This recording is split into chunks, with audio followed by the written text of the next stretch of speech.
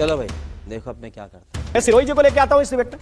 मुझे ये कोई क्यों नहीं बोला जिसका हित प्रभावित होगा? आपका हित प्रभावित नहीं होगा, आपका हित प्रभावित नहीं होगा और चौराहे पर जाम लगेगा तो भाटी जी बोलेंगे नहीं कि मेरा हित। दलाली से इज्जत की नीलामी तक आ गए।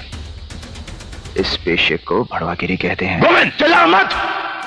नहीं प्रभावित नहीं हो रहा है। अरे चौराहे पर जाम लगेगा तो लोगों के हित प्रभावित होंगे नहीं, क्या बात कर रहे हो? तो लोगों के हित प्रभावित होंगे ना, तो अतिक्रमण है तो है और नहीं है तो नहीं है, ये कौन डिसाइड करेगा? इसका मतलब ये देखिए, एक वो जैन साहब हैं वकील, वो भी याचिका खेलते हैं।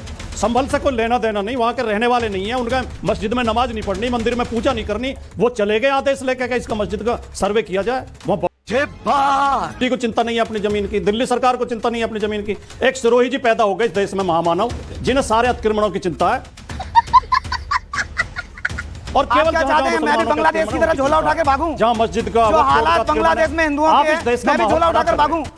तो चलिए शुरू करते हैं। एक 7 एक्शन।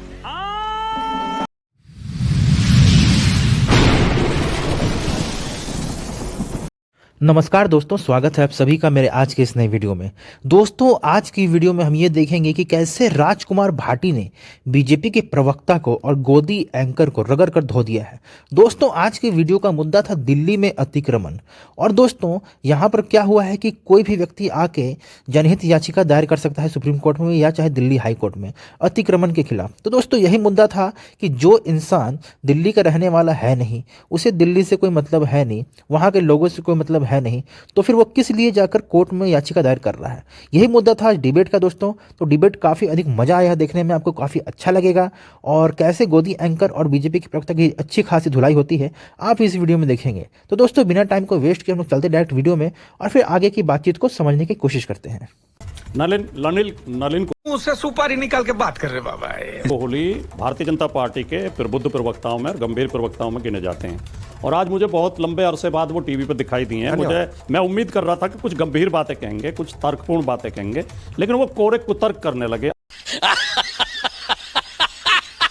अब 92 में गोली चली थी और नेताजी ने बयान दिया था, उसका इस घटना से क्या संबंध है?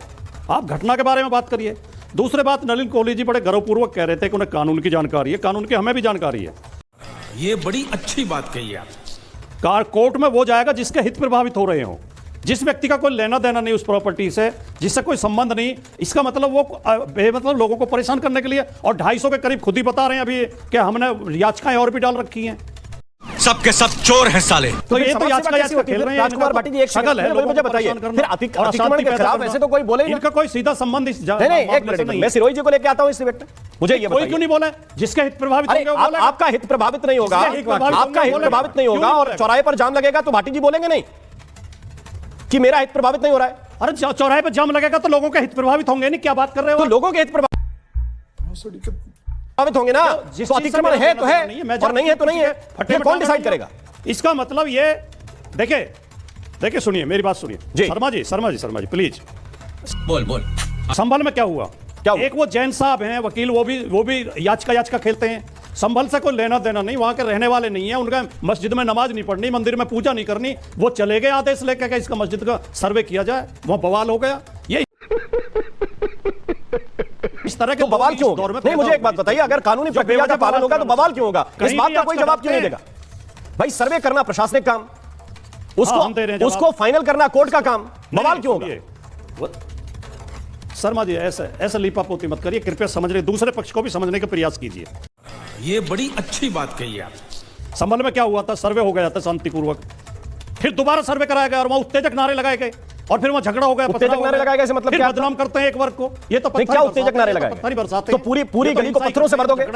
तो पूरी गली को पत्थरों से भर दोगे? रुको जरा, सब्र करो।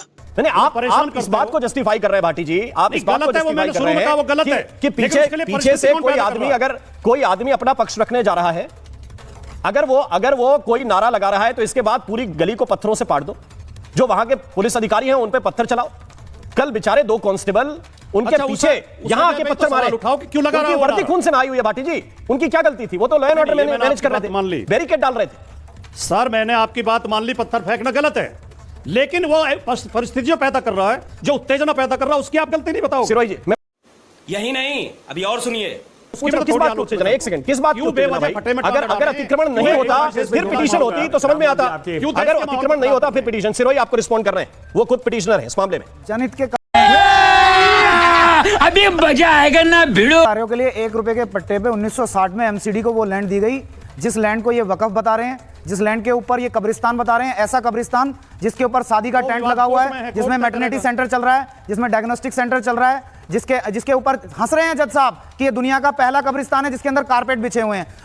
वाह बेटा, लगता है तुम गू खा के ही मानो। और भाटी साहब ये चाहते हैं कि जहां मेरे हित प्रभावित हों मैं वहीं बोलूं। बरवाला गांव में 144 बीघा जमीन देश की राजधानी में वक्फ हो गई, मैं ना बोलूं। साउथ दिल्ली में जो असोला भाटी ये अभ्यारण्य है, जो फॉरेस्ट है, 60 बीघे धरती पर देश की राजधानी में कब्रिस्तान बनाकर वक्फ बाई यूजर कर ली। आज chief justice Delhi high court ने डायरेक्शन दी है मेरी शिकायत पर कार्रवाई करने की। साउथ दिल्ली में एक जगह डिफेंस कॉलोनी 16 बीघे धरती डीडीए की वैकेंट लैंड जो गवर्नमेंट से गवर्नमेंट को ट्रांसफर है, मिनिस्ट्री ऑफ रिहेबिलिटेशन से डीडीए को ट्रांसफर है, वो वक्फ हो गई। करनाल बाईपास पर 22 बीघे धरती ग्रीनलैंड। हंसी मत भाटी साहब, सीलमपुर में हैरान हो जाएंगे, डिस्ट्रिक्ट पार्क कब्रिस्तान हो गया। हंसी के हंसी लायक झूठ पे झूठ, झूठ पे झूठ कह रहे हैं। डिस्ट्रिक्ट पार्क दिल्ली प्रदूषण से मर रहा है, दिल्ली में सांस नहीं आ रही है, और जहां डिस्ट्रिक्ट पार्क को कब्रिस्तान में बदल दिया। मंगोलपुरी में 1.5 बीघे जमीन पार्की पे मस्जिद बना दी। आप हंस रहे हैं, जिन मकानों को झुग्गी के बदले रहने के लिए दिया गया वो वक्फ हो गए। आप हंस रहे हैं। दक्षिण, और सुनिए, धैर्यपूर्वक सुनिए, आपको सुननी पड़ेगी, आपको हैरानी हो जाएगी कि एक टॉयलेट को मस्जिद में बदल दिया दक्षिणपुरी में। वो टॉयलेट का पूरा ब्लॉक वक्फ हो गया। सादिक नगर में चलो मेरे साथ, मैं दिखा देता हूं, केंद्रीय विद्यालय वक्फ हो गया। आप चले मेरे साथ, मैं दिखा देता हूं। डिस्ट्रिक्ट पार्क गायब हो गया, ग्रीनलैंड गायब हो गई। आप चले उत्तम नगर, रिजर्व लैंड है फॉरेस्ट की, 27 बीघा जमीन। जी भाटी जी रिस्पॉन्ड कर रहे हैं, भाटी जी रिस्पॉन्ड कब्रिस्तान में कन्वर्ट कर दी। अभी मजा आएगा ना भिड़ो। मेरे हित प्रभावित नहीं होंगे, मुझे दिल्ली में सांस नहीं आएगी तो ये मेरा अधिकार है। राइट टू लिव है सबको, और संविधान ने भाटी साहब ये अधिकार दिया है। सुन लीजिए सिरोही जी, सुनना कृपया। सिरोही जी, मैं इसलिए हंस रहा था कि आप खुद ही अपने आप को एक्सपोज कर रहे हैं। बात तो सही है। डीडीए को चिंता नहीं है अपनी जमीन की, एमसीडी को चिंता नहीं है अपनी जमीन की, दिल्ली सरकार को चिंता नहीं है अपनी जमीन की। एक सिरोही जी पैदा हो गए इस देश में, महामानव, जिन्हें सारे अतिक्रमणों की चिंता है। और आप क्या चाहते हैं, मैं भी बांग्लादेश की तरह झोला उठा के भागूं? जहां मस्जिद का जो हालात बांग्लादेश में हिंदुओं के हैं, मैं भी झोला उठाकर भागूं। जो अत्याचार पाकिस्तान में अल्पसंख्यकों के ऊपर हो रहे हैं, हम भी झोला उठाकर भागें। आप ये चाहते हैं कि आपकी भाषण पैदा हुए और हम झोला उठा के भागें?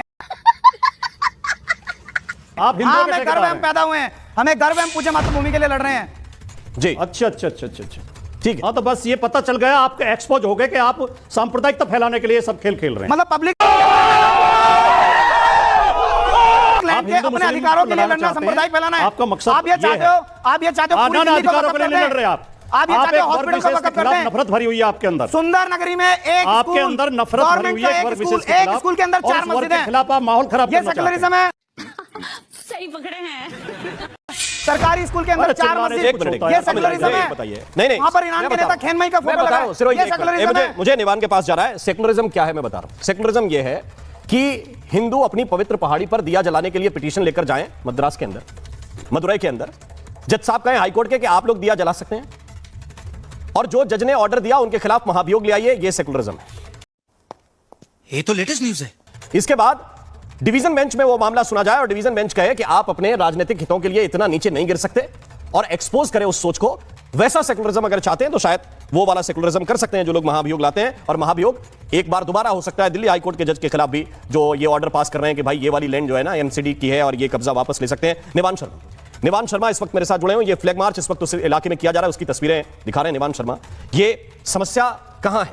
ये पुलिस कंट्रोल नहीं कर पा रही इन लोगों को, अफवाहें कंट्रोल नहीं कर पा रही, या ये कार्रवाई ठीक नहीं हो रही, जैसा भाटी जी कह रहे हैं कि जानबूझ के टारगेटेड करके ये कार्रवाई कर रहे हैं? देखिए, बहुत बहुत नमस्कार। और ये जो इशू हुआ है इसके 2 पहलू हैं। एक तो इसका जो कानूनी पहलू है जिसके बारे में आपने भी चर्चा करी, और एक इसका ये पहलू है कि जब उस ऑर्डर को इम्प्लीमेंट कराना है तो उसमें सरकार की जिम्मेदारी क्या है। अगर आप 2014 से लेकर आज तक उठा ले, किसी भी ऑर्डर को इम्प्लीमेंट कराने में ये लोग फेल्ड साबित हुए। गजब बेइज्जती है। आप लॉ एंड ऑर्डर की बात कर लीजिए, आप दिल्ली की बात कर लीजिए। दिल्ली के अंदर 1 जनवरी से लेकर आज तक 12 से ज्यादा हत्याएं हो चुकी हैं अलग अलग इलाकों में, लेकिन दिल्ली पुलिस की तरफ से या बीजेपी की तरफ से कोई एक्शन प्लान नहीं है। ये बड़ी अच्छी बात कही आप। आप पुलवामा की बात कर लीजिए, 600 किलो RDX कहां से आता, कुछ नहीं पता, उसका क्या हुआ कुछ नहीं पता। आप पहलगाम की बात कर लीजिए, आतंकवादी कहां से पहलगाम पहुंच गए इनको कुछ नहीं पता। आप दिल्ली लाल किला ब्लास्ट की बात कर लीजिए, इनके पास कोई जानकारी कुछ नहीं पता। उसकी वजह क्या है? उसकी वजह यह है कि जो हमारे देश के गृह मंत्री साहब हैं वो इलेक्शन लड़ने में बिजी हैं और उनके प्रवक्ता जो है वो यहाँ पे क्राई बेबी बन के जो है वो पॉलिटिकल माइलेज लेने में बिजी हैं। ये बड़ी अच्छी बात कही आप। चैनल को सब्सक्राइब करो पहले, हाँ जल्दी करो, मुझे